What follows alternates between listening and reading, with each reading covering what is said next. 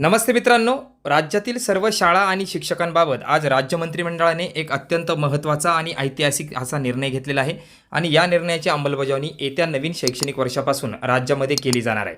पाहूयात हा राज्य मंत्रिमंडळाचा महत्त्वाचा निर्णय काय आहे.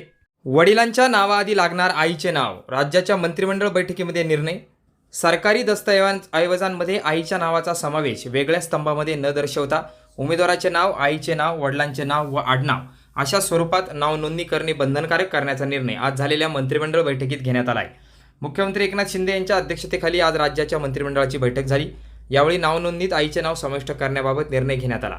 त्यानुसार 1 मे 2024 रोजी व त्यानंतर जन्मलेल्या सर्व बालकांच्या नावाची नोंद बालकाचे नाव, आईचे नाव, नंतर वडिलांचे नाव व आडनाव अशा स्वरूपातच करणे बंधनकारक करण्यात आले असून अशीच नोंद सर्व शैक्षणिक कागदपत्रे, महसूल दस्तऐवज, वेतन चिठ्ठी, सेवा पुस्तक, विविध परीक्षांच्या अर्जांचे नमुने इत्यादी शासकीय दस्तऐवजामध्येही करावी लागणार आहे.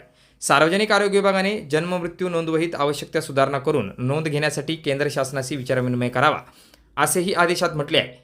विवाहित स्त्रियांच्या बाबतीत सध्या अस्तित्वात असलेल्या पद्धतीनुसार त्यांचे विवाहानंतरचे नाव, नंतर पतीचे नाव व आडनाव अशा स्वरूपात नाव नोंदवण्याची प्रक्रिया सुरू ठेवली जाणार आहे. तसेच स्त्रीला विवाहापूर्वीच्या नावाने मालमत्तेच्या दस्तऐवजामध्ये नोंदवण्याची मुभा ठेवण्यास मान्यता देण्यात आली आहे.